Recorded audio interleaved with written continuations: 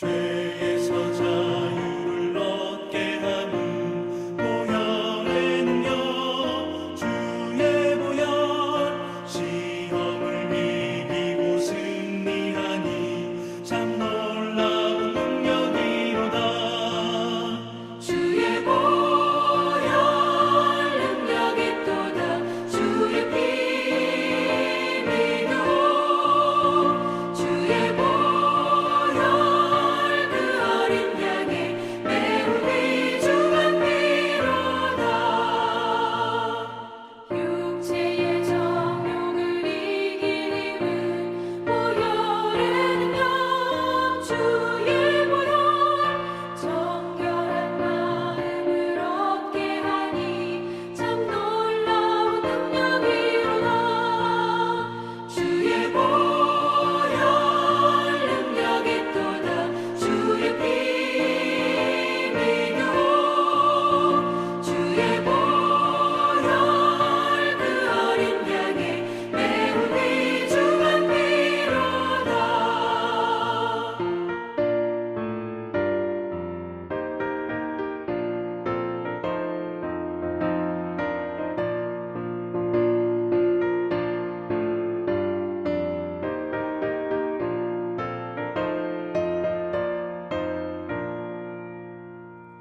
눈보다 더 희게 밝히는 것 보혈의 능력. 주의 보혈 부정한 모든 것 밝히시니 참 놀라운 능력이로다. 주의 보혈 능력이 또다. 주의 피 믿어.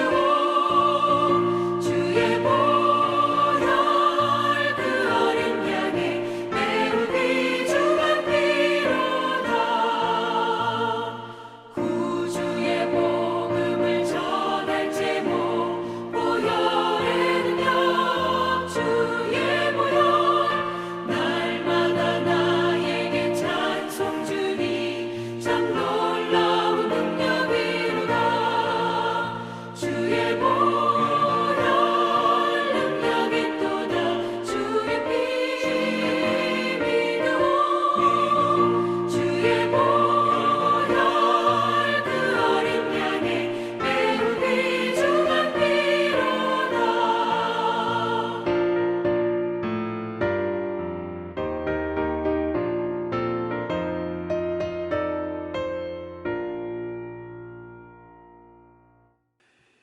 인애와 진리의 하나님, 우리에게 평강을 내려 주옵소서. 겸손히 주님의 말씀 앞에 섭니다. 성령의 빛을 우리의 어두운 심령에 비추어 주셔서 진리를 깨닫게 하시고 화평과 사랑으로 살게 하옵소서. 참 빛이신 주 예수 그리스도의 이름으로 기도하옵나이다. 아멘. 만 2년 후에 에브라임 곁 바알 하솔에서 압살롬이 양 털을 깎는 일이 있음에 압살롬이 왕의 모든 아들을 청하고 압살롬이 왕께 나와 말하되 이제 종에게 양 털 깎는 일이 있사오니 청하건대 왕은 신하들을 데리시고 당신의 종과 함께 가사이다 하니 왕이 압살롬에게 이르되 아니라 내 아들아 이제 우리가 다 갈 것 없다. 네게 누를 끼칠까 하노라 하니라. 압살롬이 그에게 간청하였으나 그가 가지 아니하고 그에게 복을 비는지라. 압살롬이 이르되 그렇지 아니하시려거든 청하건대 내 형 암논이 우리와 함께 가게 하옵소서. 왕이 그에게 이르되 그가 너와 함께 갈 것이 무엇이냐 하되 압살롬이 간청하매 왕이 암논과 왕의 모든 아들을 그와 함께 그에게 보내니라.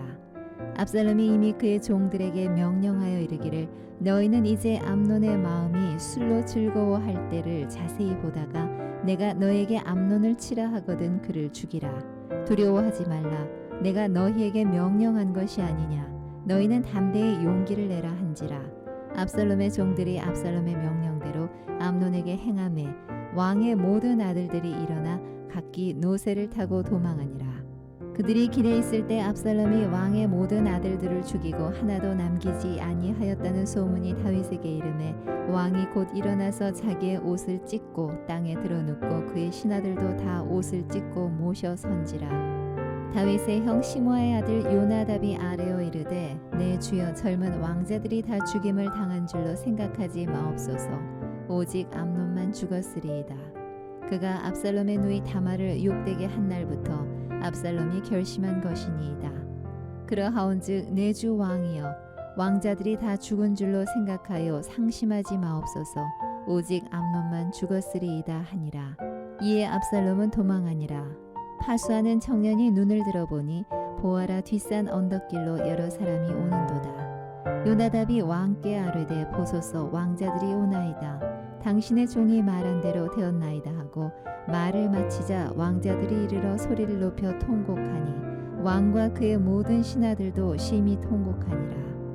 압살롬은 도망하여 구술왕 암미훌의 아들 달메에게로 갔고 다윗 왕은 날마다 그의 아들로 말미암아 슬퍼하니라. 압살롬이 도망하여 구술로 가서 거기에 산지 3년이라. 다윗 왕의 마음이 압살롬을 향하여 간절하니 암논은 이미 죽었으므로 왕이 위로를 받았음이더라. 사무엘하 13장에서는 우리는 다윗의 집안에서 발생하는 추악한 죄악을 목격하게 됩니다. 이복 오라버니인 암논이 이복 동생인 다말을 강간한 사건입니다. 본문의 21절입니다. 다윗 왕이 이 모든 일을 듣고 심히 노하니라. 다윗은 암논과 다말 사이에서 일어났던 불미스러운 이 모든 일을 전해 들었습니다. 이 일을 듣고 다윗은 크게 분노합니다. 하지만 그게 다였습니다. 다윗은 이 문제에 대해서 아무런 판결을 내리지 않았습니다. 그냥 다 묻어두었습니다. 우리 사회에서도 최근까지 이러한 일들이 종종 일어났었습니다. 그냥 쉬쉬합니다. 명백히 피해자가 존재하는데 가해자는 죄의식조차 없고 주변 사람들도 그냥 다 모른 채 합니다. 모두 없었던 일처럼 그냥 쉬쉬합니다. 압살롬과 다말은 어떻게 했을까요? 본문의 22절입니다. 압살롬은 암논이 그의 누이 다말을 욕되게 하였으므로 그를 미워하여 암논에 대하여 잘잘못을 압살롬이 말하지 아니하니라. 다말의 친오라버니인 압살롬은 왜 침묵하는 걸까요? 왜 암논의 이 잘잘못을 말하지 않는 걸까요? 암논을 다 용서해서인가요? 그렇지 않습니다. 복수를 하기 위해서입니다.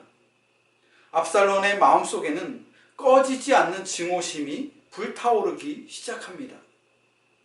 어떤 사람들은 세월이 약이야. 시간이 지나면 아픔은 잊혀질 거야.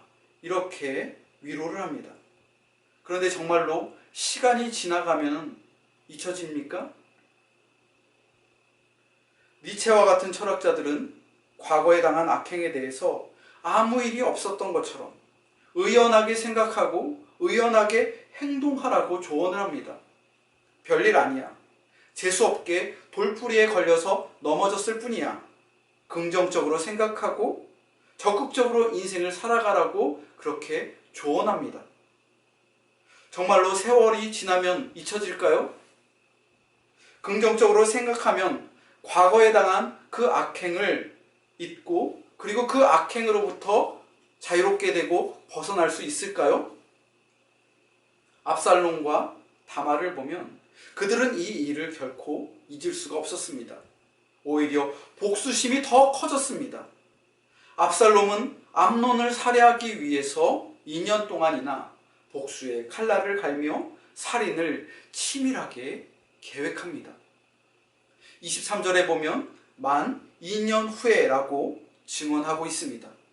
압살롬은 암논을 살해하기 위해서 2년 동안이나 잠잠히 기다렸습니다. 다윗과 모든 사람들조차도 이 일을 잊었습니다. 가해자인 암논조차도 이 일을 잊었던 것 같습니다.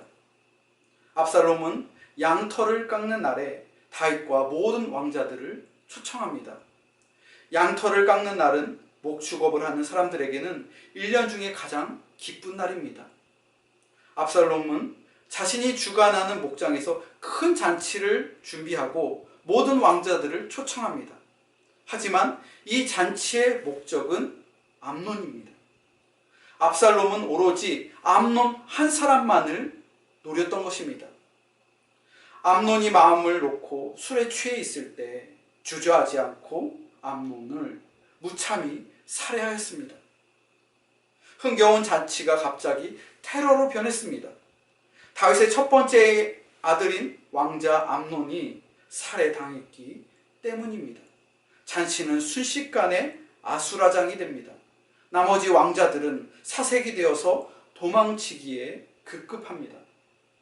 테러가 발생했다는 소문이 다윗에게 즉각 보고됩니다.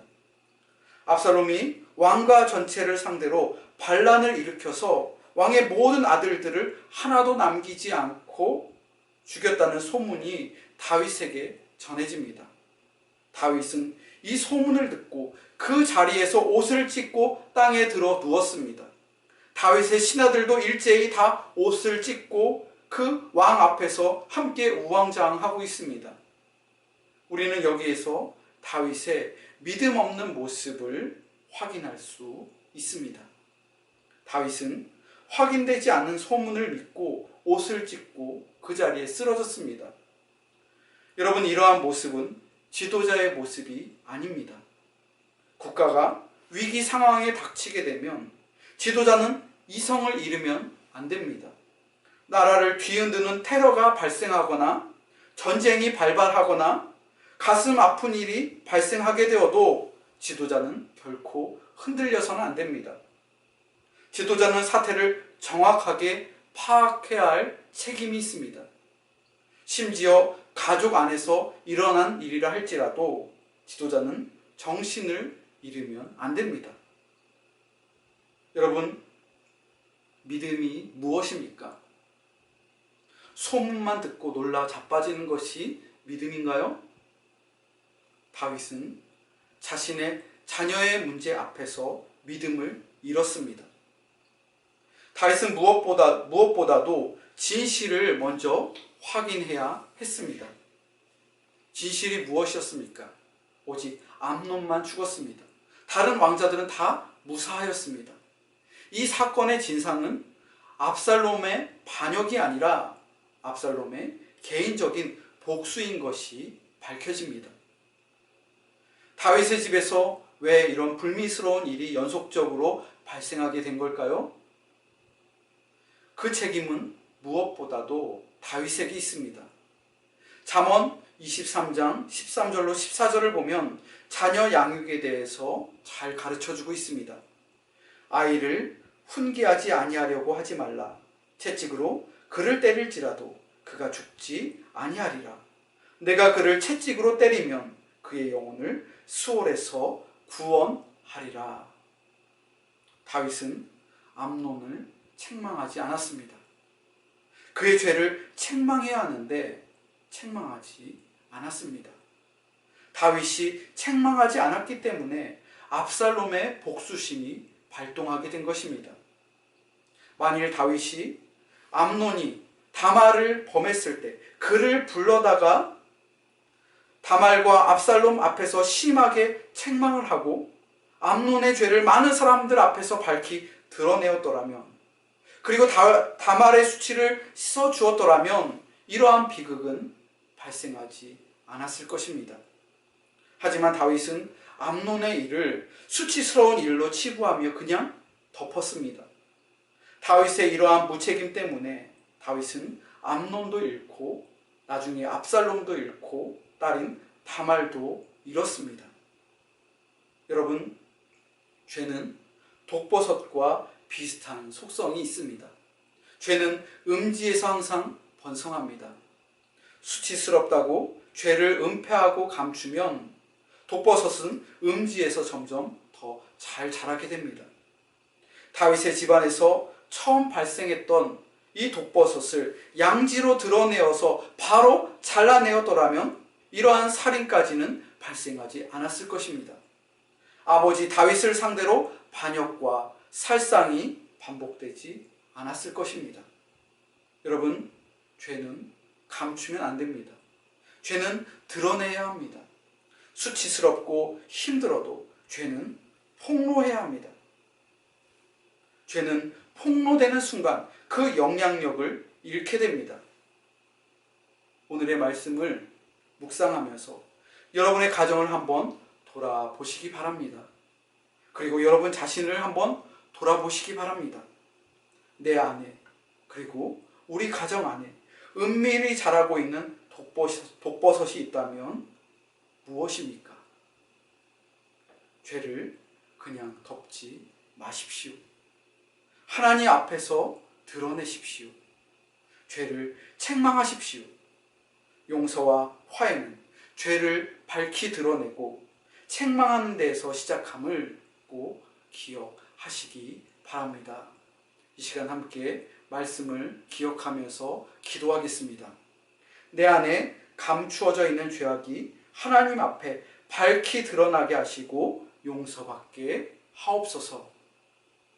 사회 곳곳에 숨어있는 죄악들이 진실과 화해의 빛 아래 드러나게 하옵소서. 헛된 소문에 휩쓸리지 않게 하시고 진리를 추구하며 살아가게 하옵소서. 함께 통성으로 기도하겠습니다.